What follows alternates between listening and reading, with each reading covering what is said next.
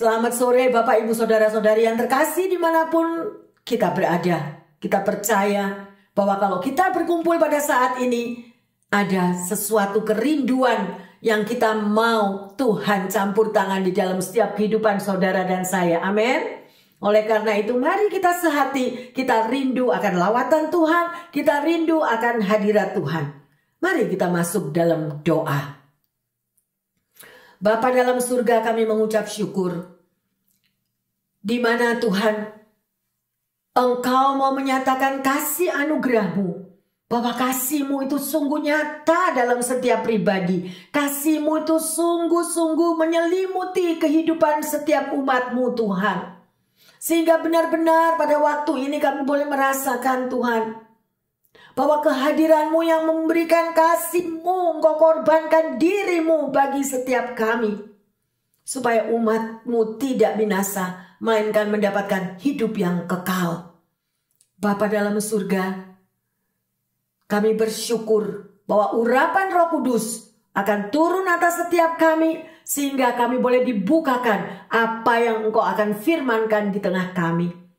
Karena kami tahu firman-Mu akan memberikan kekuatan, firman-Mu akan memberikan Tuhan penghiburan, dan firman-Mu akan memberikan kami Tuhan sesuatu yang baru, sehingga kami melangkah tidak salah jalan.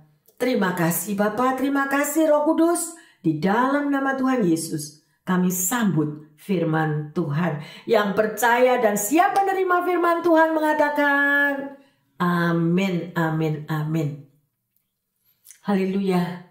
Bapak Ibu Saudara-saudari yang terkasih dan juga pendengar yang setia dimanapun Anda berada. Hari ini tema khotbah adalah Allah itu kasih. Ya, sungguh luar biasa. Kita tahu bahwa Jesus is love. Oleh karena itu sebagai anak-anak Tuhan, DNA yang ada di dalam diri saudara dan saya adalah kasih. Dan kasih itu menutupi segala dosa. Kasih itu akan menutupi segala kekurangan. Dan kita akan belajar bersama-sama saat ini ya, bahwa Rasul Yohanes itu juga mengajarkan agar kita anak-anak Tuhan saling mengasihi satu dengan yang lain. Dan itu merupakan satu dasar dari kehidupan kekristenan kita. Ya, karena Allah itu adalah kasih. Ya, dan kasih itu ya sebenarnya itu bukanlah cuma kata-kata, tetapi kasih itu harus dinyatakan, diwujudkan dengan perbuatan. Ya, haleluya. Di dalam 1 Yohanes 3 ayat 18, ya, orang yang mengasihi dia mempunyai dua tanda. Ya, tanda yang pertama adalah menghendaki bahwa orang yang dikasihinya itu berbahagia. Dan tanda yang kedua, berani berkorban bagi orang yang dikasihinya. Ya, sungguh luar biasa. Kita tahu sebagai anak Tuhan, ya, bahwa Bapa kita itu adalah kasih. Dan sedemikian rupa Dia menyatakan dirinya sampai Dia korbankan putranya yang tunggal di Kalvari untuk Anda dan saya. Dan kita akan belajar bersama-sama saat ini di dalam 1 Yohanes 4 ayat yang ke-8. Barang siapa tidak mengasihi, ia tidak mengenal Allah, sebab Allah adalah kasih. Amin. Ya, ayo kita meteraikan kata-kata ini. Barang siapa tidak mengasihi, ia tidak mengenal Allah. Sebab Allah itu adalah kasih. Memang tidak mudah yang terkasih, Bapak Ibu pendengar yang dimanapun Anda berada. Karena kita harus tahu yang pertama, sebagai pengikut Kristus ada syaratnya. Sebagai anak Tuhan, kita harus tahu apa yang saudara dan saya harus lakukan. Sangkal dirimu, pikul salib, dan ikutlah aku. Untuk menyangkal diri adalah sangat tidak mudah.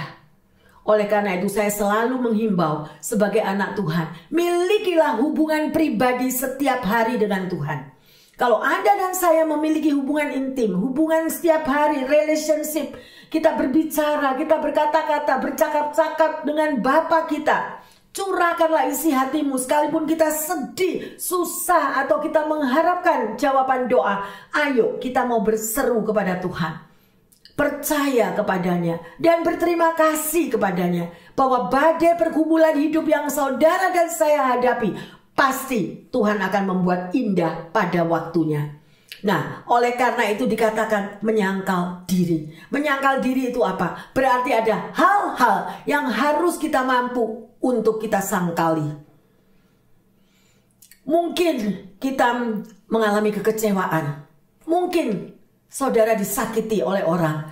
Mungkin ada sesuatu yang membuat kita tidak damai. Tetapi disitulah kita mau melibatkan Tuhan dan kita tidak mau melihat semua yang negatif. Itulah menyangkal diri. Ya, itulah kita mampu untuk menyangkal diri. Serahkan semua kepada Tuhan.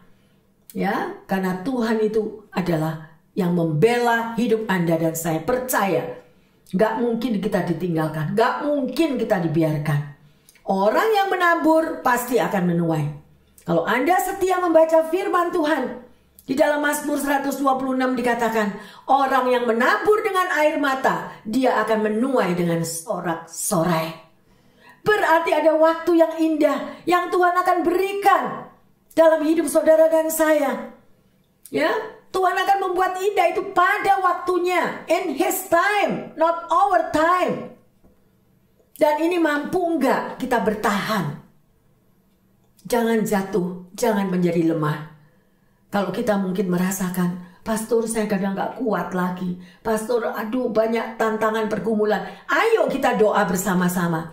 Oleh karena itu kita diberikan satu komunitas. Untuk saling menguatkan, saling menopang, saling mensupport, saling berbagi kasih. Karena Yesus adalah kasih. Ada amin? Haleluya. Ya, sungguh luar biasa.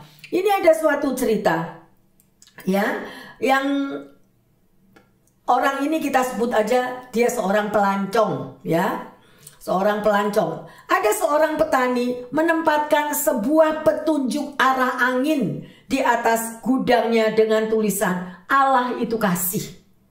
Ya, suatu hari seorang pelancong ini datang, berhenti di dekat tanah pertanian itu dan melihat petunjuk arah angin yang bergerak karena hembusan angin. Dengan wajah yang tersenyum, pelancong itu bertanya, apakah Anda bermaksud mengatakan bahwa Allah dapat berubah-ubah arah seperti angin? Petani itu menggeleng dan menjawab, tidak. Saya bermaksud mengatakan bahwa tak peduli kemanapun angin itu berhembus, Allah itu tetap mengasihi saudara dan saya.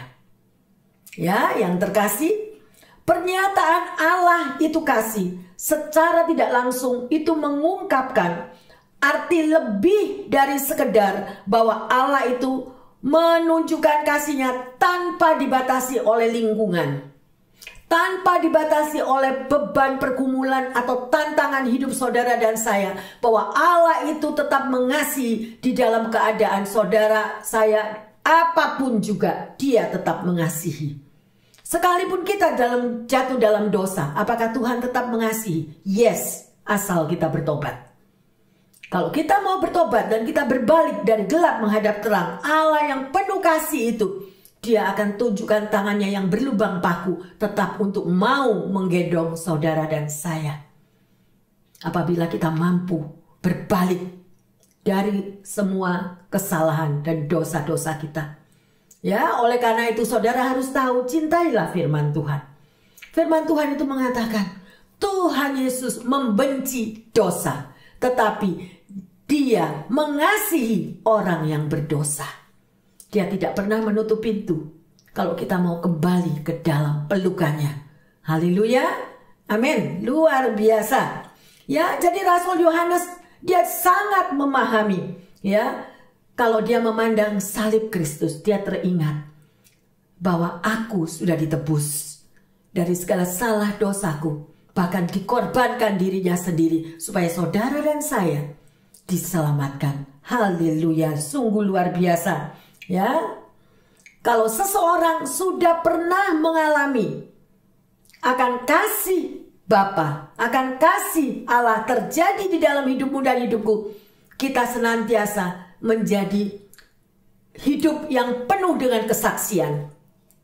Kita bisa bersaksi kepada orang lain. Ya, bagaimana cinta kasih Tuhan sudah menyelamatkan kita.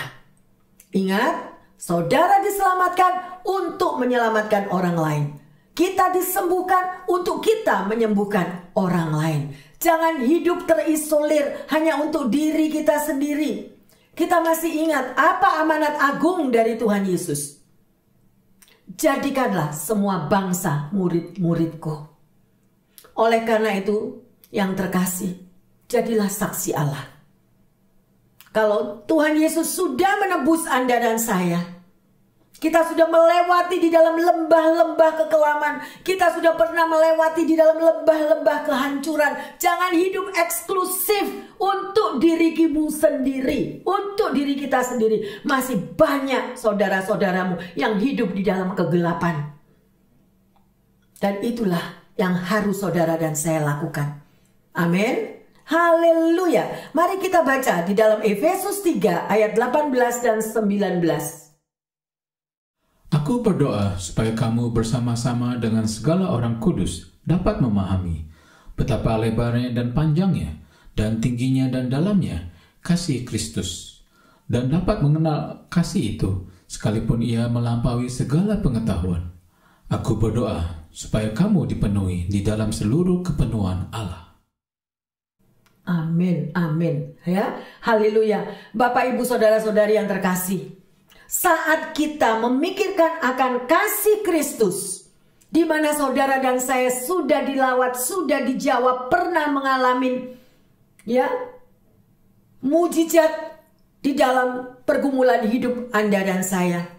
Sudah waktunya kita mencerminkan kasih Kristus itu kepada sesama kita. Ya, kasih Bapa luar biasa. Ya, pemahaman akan kasih Allah tidak dapat kita miliki sedemikian rupa kalau kita pasif. Menjadi seorang anak Tuhan, kita harus hidup di dalam situasi yang mempunyai hati penuh kasih, tidak bisa melihat orang lain yang berjalan di dalam kegelapan. Dan itu adalah tugas saudara dan saya untuk menyelamatkan sesama kita. Ya, luar biasa kasih Bapa. Kasih Kristus hanya dapat kita rasakan apabila saudara dan saya sudah mengalami. Ya, yang terkasih, menjadi seorang anak Tuhan tidak bisa hanya dengan katanya anak Tuhan. Katanya aku orang Kristen. Katanya aku sudah dibaptis. Bukan dengan katanya, tetapi dengan mengalaminya. Mengalami kasih Kristus, mengalami lawatan Kristus, mengalami pada waktu Anda dalam kesusahan Anda ditolong, pada waktu kita sakit kita disembuhkan. Bukan kita mengandalkan kekuatan kita sendiri, tetapi kita mengandalkan Tuhan. Alamilah kasih Bapa, baru Anda mempunyai pengalaman pribadi dengan Tuhan. Tidak bisa cuma dengan katanya orang. Tuhan Yesus itu baik, katanya orang. Lah kita gimana? Kita udah ngalami belum? Nah, di sini kebanyakan. Makanya firman Tuhan juga mengatakan, mereka punya mata tidak bisa melihat, punya telinga tidak bisa mendengar. Why? Karena tidak mengalami. Sebagai anak Tuhan kita harus mengalami. Ya, haleluya yang terkasih. Mari kita mau melihat di dalam Mazmur 91 ayat yang keempat. Dengan kepaknya ia akan menundungi engkau, di bawah sayapnya engkau akan berlindung. Kesetiaannya ialah perisai dan pagar tembok. Yang terkasih, kalau Anda baca firman ini, kalau kita tidak mengalami, gak akan ngerti ngomong apa itu firman Tuhan. Dengan kepaknya ia akan menundungi engkau, melindungi kita. Di bawah sayapnya engkau akan berlindung. Tempat perlindungan saudara dan saya hanya di dalam Tuhan Yesus. Kesetiaannya ialah perisai dan pagar tembok. Bagaimana kalau engkau berbicara tentang firman ini kepada seorang yang tidak mengenal Tuhan dan hidupnya hanya karena bisnis yang besar? Semua hanya diukur oleh duit, semuanya hanya diukur oleh materi. Tuhannya adalah karirnya, Tuhannya adalah duitnya, Tuhannya adalah prestasi hidupnya. But one day dia akan bertemu muka dengan muka, baru menyadari di saat akhir hidupnya bahwa uangnya tidak bisa menyelamatkannya. Bapak, Ibu, saudara-saudari yang terkasih, pendengar yang setia dimanapun Anda berada, supaya kita dengan jelas akan mengerti firman Tuhan ini, ada satu cerita. Dan ini adalah kisah nyata ya, seorang penginjil India yang bernama Sundar Singh menulis tentang kebakaran hutan di pegunungan Himalaya. Dan dia melihat sendiri, ia saksikan di dalam melakukan perjalanannya. Saat banyak orang berusaha untuk memadamkan api, ada sekelompok orang yang memandangi sebuah pohon yang dahan-dahannya mulai dijalari oleh api yang besar. Dan di situ terlihat seekor induk burung dengan panik, dia terbang berputar-putar di atas pohon.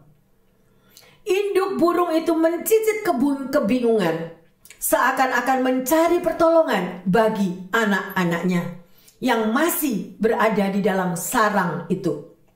Ketika sarang itu mulai terbakar, induk burung itu tidak terbang menjauh, tetapi sebaliknya, ia justru menukik ke bawah dan melindungi anak-anaknya dengan sayapnya. Dalam sekejap, ia beserta anak-anaknya hangus menjadi abu. Lalu Singh berkata kepada orang-orang itu, "Kita baru saja melihat hal sesuatu yang luar biasa. Allah menciptakan burung yang memiliki kasih dan pengabdian yang begitu besar sehingga rela memberikan nyawanya untuk melindungi anak-anaknya." Kasih seperti itulah yang membuat Yesus turun dari surga untuk dia menjadi manusia seperti Anda dan saya. Kasih itu juga membuatnya rela ya mati sengsara demi kehidupan kita semua. Cerita di atas adalah sebuah ilustrasi yang mengagumkan akan kasih Kristus kepada kita. Saya menantang setiap pendengar yang setia. Apabila engkau sebagai anak Tuhan yang mengaku mengalami kasih Kristus di dalam hidupmu, apakah kita rela melihat orang lain yang berjalan di dalam kegelapan? Apakah kita rela kalau kita sebagai grandma, grandpa, happy papa, happy mama, tetapi keluarga kita belum ada yang diselamatkan? Apakah mulut kita terkunci untuk kita tidak mempunyai hati yang tergerak untuk mau berkorban, untuk menyatakan bahwa masih ada satu kuasa yang dahsyat, kuasa yang penuh kasih, yang mampu menyelamatkan hidup orang lain, hidup keluarganya? Apa kita biarkan anak-anak kita berjalan di dalam kegelapan? Karena tidak ada jalan yang lain, hanya melalui Yesus Sang Juru Selamat, maka kita akan bertemu muka dengan muka di surga nanti dengan Bapa kita. Dan itu merupakan satu tantangan yang terkasih. Jangan hidup eksklusif untuk dirimu sendiri. Bahkan saya dengar dan ada satu kisah nyata bahwa orang lain hanya karena persaingan yang tidak sehat, mereka tidak suka kalau ada temannya datang ke gereja. Mereka tidak suka orang lain diselamatkan. Dan di sini kita jelas melihat bagaimana kondisi orang itu. Kalau kita tidak mempunyai hati untuk menyelamatkan orang lain, apakah Tuhan Yesus juga akan menyelamatkan kita?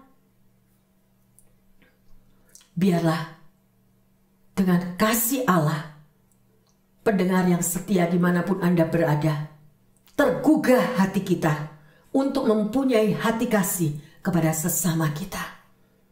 Ya, haleluya. Kasih Allah itu melampaui segala pengetahuan. Orang dunia tidak akan pernah mengerti yang namanya kasih Allah. Mereka hanya mengenal akan kasih manusia. Kalau dia baik kepadaku, aku juga baik kepada dia. Ya, sedemikian rupa hanya kasih duniawi, daging yang bekerja. bukan daripada apa yang Yesus ajarkan. Ya, sedemikian rupa. Dan ada yang bertanya, Bu Pendeta, saya nggak pernah merasakan kasih Allah. Apa artinya kasih Allah? Ya, dan apa artinya mengasihi orang lain dengan kasih Allah? Ada pertanyaan yang sedemikian, dan saya mau menjawab yang terkasih. Itu adalah tugas Anda dan tugas saya untuk menaburkan kasih Bapa kepada sesama kita. Kalau kita sendiri tidak pernah merasakan kasih dari orang tua, misalnya ada. Karena orang tua yang mereject, orang tua yang tidak mengerti juga akan siapa Tuhan Yesus. Sekalipun anak Tuhan, saya mau katakan di sini, sekalipun dibaptis, sekalipun mengenal dan mendengar firman Tuhan tentang kasih, tetapi hidupnya bertolak belakang dengan firman Tuhan. Sering saya mendengar satu kesaksian, bahwa saya itu seorang anak Tuhan, bahwa saya itu luar biasa, begitu aktif di gereja, begitu luar biasa, tetapi praktek di tempat pekerjaan seperti orang tidak kenal Tuhan, tidak ada kasih. Nah, malu kan jadi orang Kristen kalau begitu? Ayo, dari mana kita tahu? Dari buah-buahnya kita akan tahu. Jangan kita menjadi orang Kristen, tetapi kita tidak memiliki DNA Jesus. DNA Jesus is love. Dan kita ini adalah kitab terbuka. Semua orang lain bisa lihat kita. Semua orang lain bisa lihat kita. Mungkin kita masih belum sempurna. Memang kita masih sakit kalau kita disakiti. Benar. Tapi kita berusaha. Berusaha semakin hari hidup kita semakin melakukan akan firman Tuhan. Ada amin yang terkasih? Ya, sedemikian rupa. Jadi, ampunilah musuh-musuhmu. Ampunilah orang-orang yang pernah menyakiti di dalam hidup kita. Memang gak mudah, tidak mudah. Oleh karena itu kita harus tenggelam di dalam kasih Kristus. Kalau manusia rohani kita itu bertumbuh, semakin kuat, kita mampu untuk mengampuni. Kita mampu. Tapi sekali lagi saya katakan, tidak mudah. Kecuali kita mohon selalu agar Tuhan memberi kekuatan dan kemampuan untuk kita mampu menyangkal diri, memikul salib, dan mentaati apa yang Yesus katakan. Sedemikian rupa. Ya, jadi mari kita akan lanjut di sini. Kita belajar banyak ya. Kita lanjut di dalam Matius 5 ayat 44. Tetapi aku berkata kepadamu, kasihilah musuhmu dan berdoalah bagi mereka yang menganiaya kamu. Kalau kita baca ini ya, kita mungkin tersenyum sendiri. Karena kita kena akan firman ini. Saya percaya, pasti semua pernah mengalami. Kalau kita disakiti, dikecewakan, ya sedemikian dalamnya, sehingga menjadi trauma di dalam kehidupan kita. Dan bahkan dikatakan tidak mudah untuk mengasihi musuh kita. Tetapi itulah yang Yesus mau. Yang dia ajarkan di dalam setiap kehidupan umatnya. Ya, mari kita mau mendengar sebuah cerita juga lagi. Yaitu seorang yang bernama Fyodor Dostoevsky. Dia menceritakan kisah tentang dua orang bersaudara, Ivan dan Alosha. Alosha adalah seorang pengikut Yesus yang setia. Sedangkan Ivan adalah seorang skeptis terhadap agama. Dia nggak suka, ya. Cerita ini mengisahkan bagaimana mereka berdua itu datang di sebuah kafe. Di dalam pertemuan mereka berdua, bagaimana iman daripada Alosha ini untuk dia merendahkan saudaranya Ivan tadi.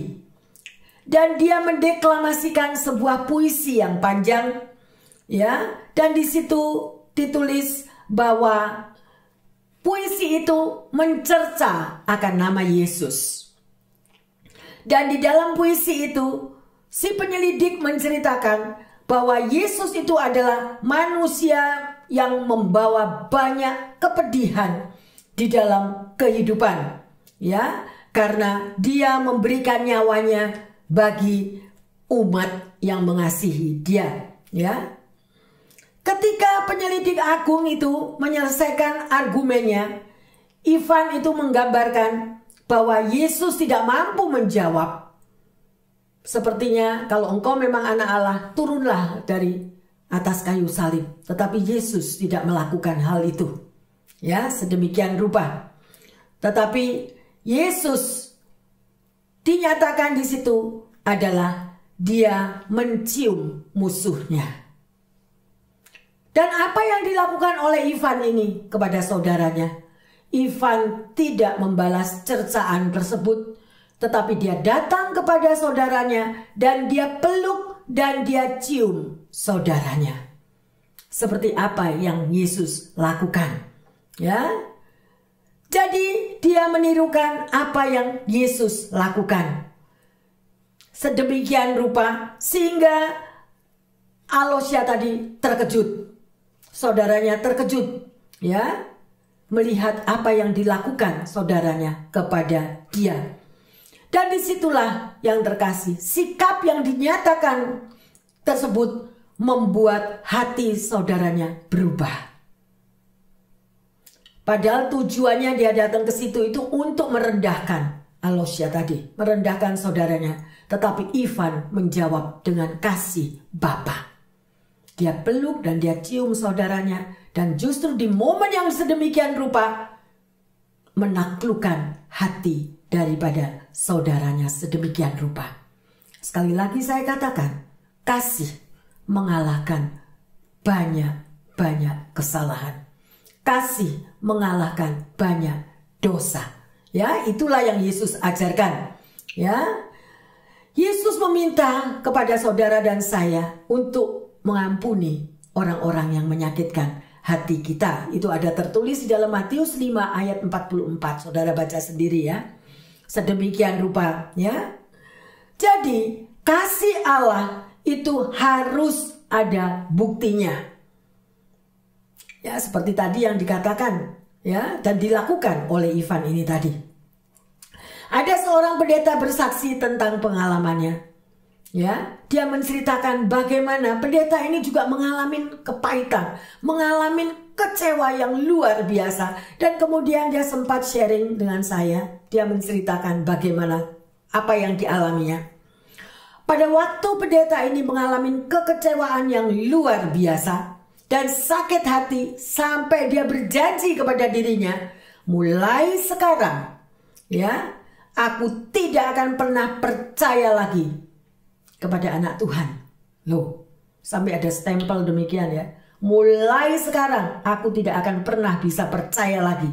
Ya, aku tidak akan mau lagi mengasihi orang lain. Si pendeta loh ini. Karena apa? Karena begitu sakitnya kali. Ya, aku tidak akan pernah sayang lagi sama orang lain. Dia katakan sedemikian lagi. Ya, karena aku tidak mau disakiti lagi, aku tidak mau lagi dilukai, dan aku tidak mau kecewa lagi. Itu yang dia katakan. Tiba-tiba pada waktu dia sambil menangis itu dia berkata di dalam kamarnya. Tiba-tiba pendeta ini merasakan Yesus hadir di kamarnya pada waktu itu.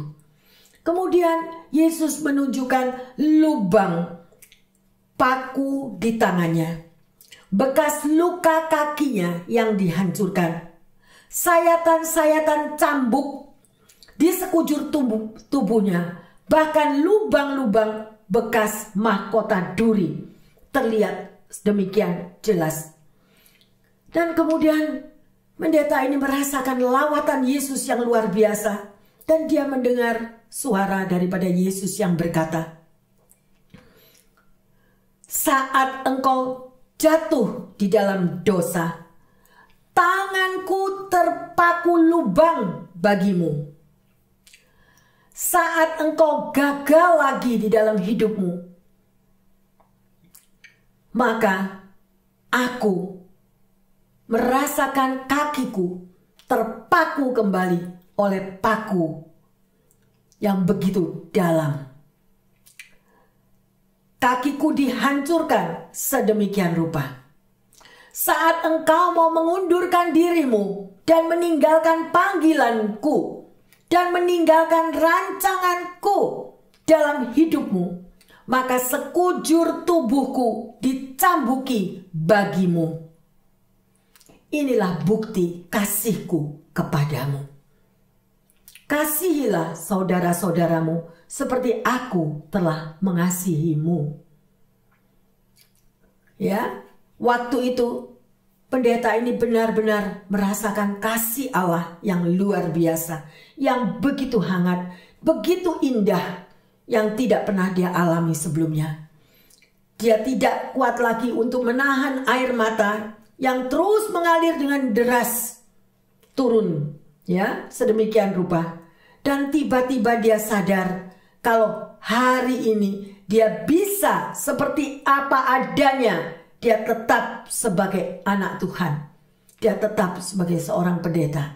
Itu adalah bukti dari kasih yang Yesus sudah korbankan di atas Kalvari.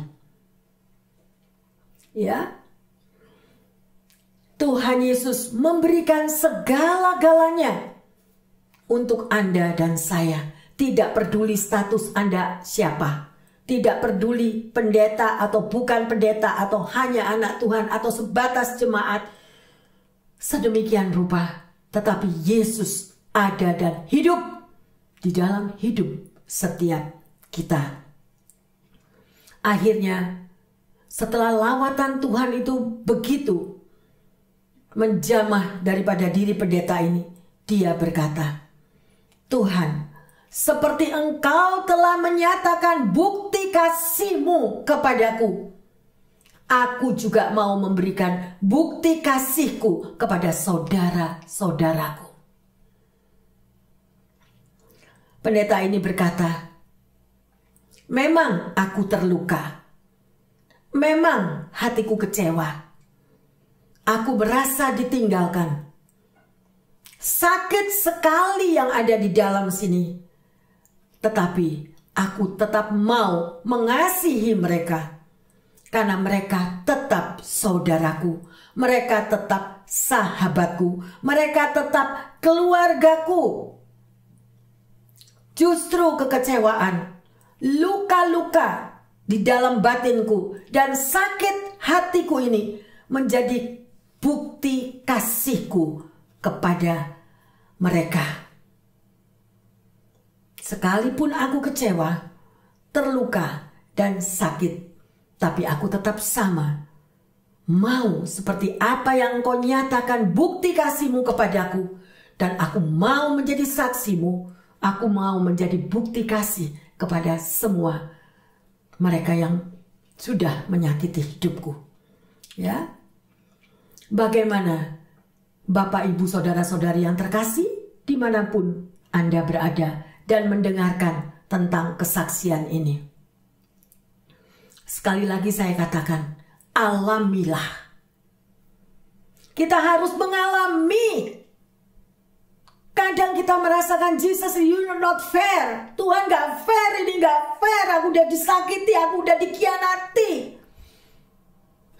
Yang sedemikian rupa.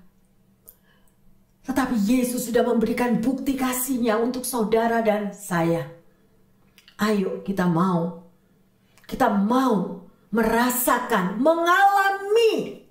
Jangan hanya saudara menjadi Kristen KTP, Kristen tanpa pertobatan, Kristen yang hanya katanya.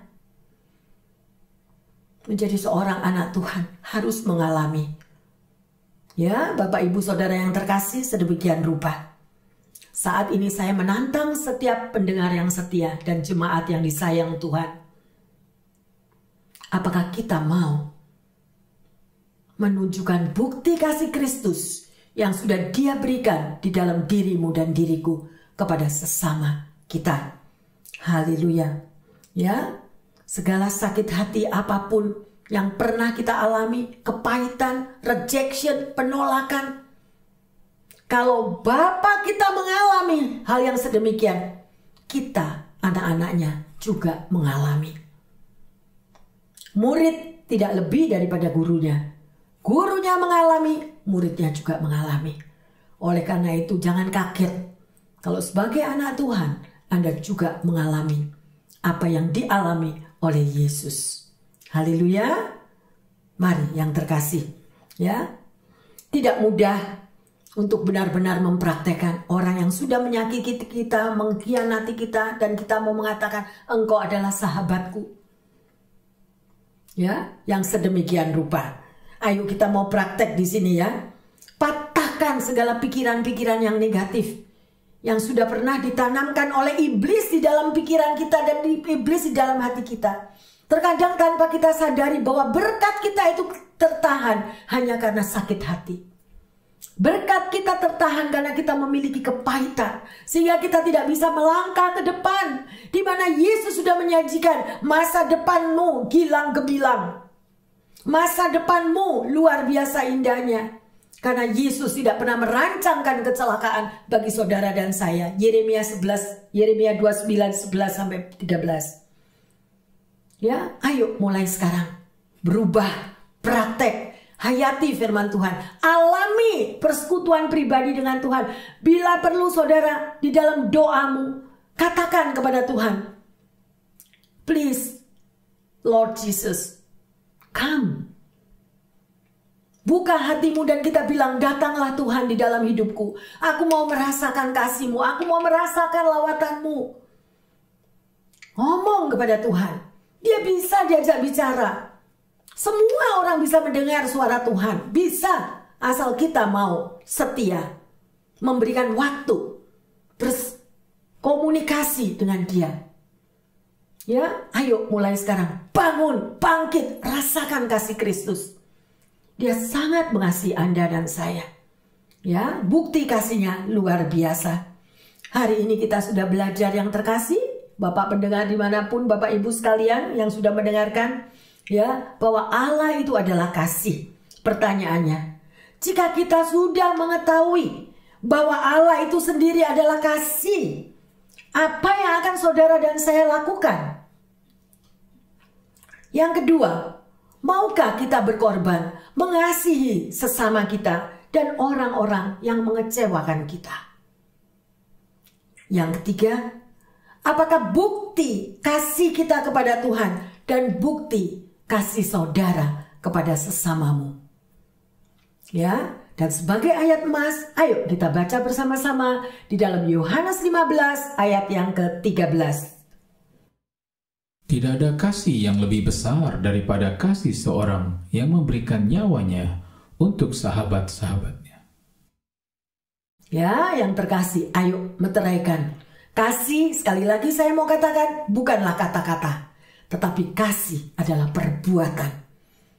Dan bukti kasih itu harus kita nyatakan kepada sesama kita. Haleluya. Amin. Luar biasa. Ya, sungguh waktu yang luar biasa indahnya. Mari Bapak Ibu Saudara-saudari yang terkasih, bersama jemaat yang disayang Tuhan, kita mau membuka hati dan kita akan menyembah. Ya, dengan apa ku balas kasih Tuhan? Mari kita bangkit berdiri. Biarlah lagu ini menjadi doa bagi setiap kita, ya. Yes, Lord Jesus. Kami mau menyembah-Mu Tuhan. Kami mau lebih dan lebih lagi mengasihi-Mu Yesus. Yes, Lord. Setia Bapa yang mulia, kasih-Mu besar Tuhan. Kau pulihkan hidupku. Yes, Lord. Kaulah harapanku. Katakan saudara, katakan kepada Tuhan bahwa Engkaulah harapanku. Hidupku di dalam-Mu Bapa. Terima kasih Tuhan. Kasih Tuhan, Kau selamatkan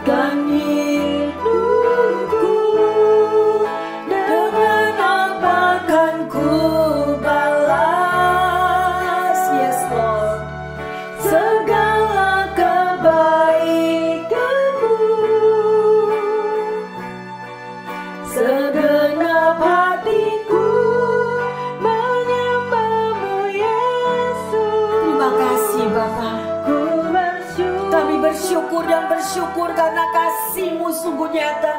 Pembelaan-Mu setiap hari Tuhan Kau berikan kepada kami umat-Mu yang berdosa ini. Terima kasih untuk pengampunan-Mu. Terima kasih Tuhan untuk keselamatan yang Kau berikan bagi setiap umat-Mu. Terima kasih Yesus. Benar Tuhan, kami tidak mampu membalas akan kasih-Mu. Yes Lord Jesus. Haleluya. Mari Bapak Ibu Saudara-saudari pendengar yang setia, buka hatimu dimanapun engkau berada. Mungkin kau berada di dalam kamarmu, mungkin kau berada dimanapun saat ini. Bukalah hatimu, rasakanlah akan kasih Bapa, rasakanlah akan kasih-Nya yang luar biasa. Dia sanggup memulihkan hidup setiap umat-Nya. Dia mampu, Dia mendengar tangisanmu, Dia mendengar jeritanmu. Berserulah kepadanya, bersyukurlah, berterima kasihlah. Karena Yesus yang kita sembah adalah Yesus yang penuh kasih. Terima kasih Bapa, terima kasih Yesus. Kau selamatkan hidup umat-Mu. Yes Lord Jesus, haleluya. Akan ku balas segala kebaikan-Mu. Yes Lord, segenap hatiku menyembah-Mu Yesus. Ku bersyukur padamu. Dengan apa kan ku balas segala kebaikan? Kami tidak mampu membalas kasih-Mu Tuhan. Segenap hatiku, amin, menyembah-Mu Yesus. Ku bersyukur padamu selamanya.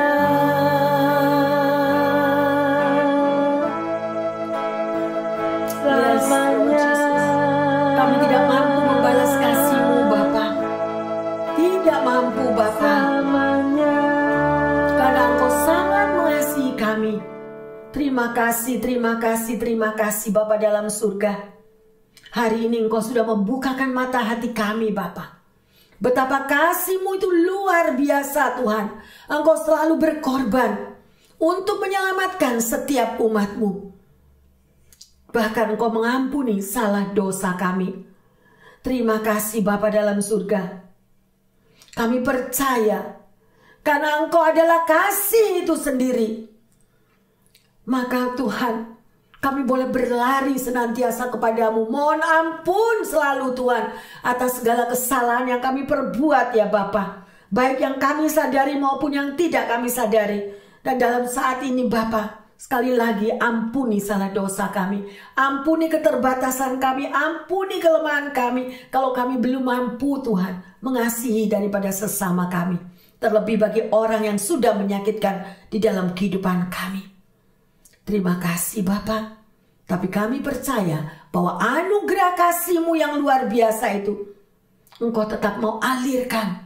Engkau alirkan kasih-Mu di dalam setiap kehidupan umat-Mu. Baik pendengar-pendengar yang setia di rumah-rumah mereka, di kamar-kamar mereka, yang saat ini juga lagi berseru kepadamu.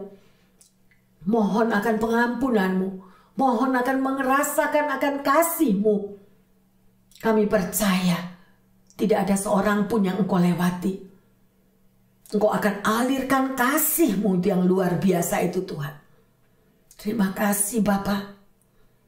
Mata-Mu tertuju kepada setiap umat-Mu. Bahkan Engkau mau menjamah mereka yang sakit Tuhan.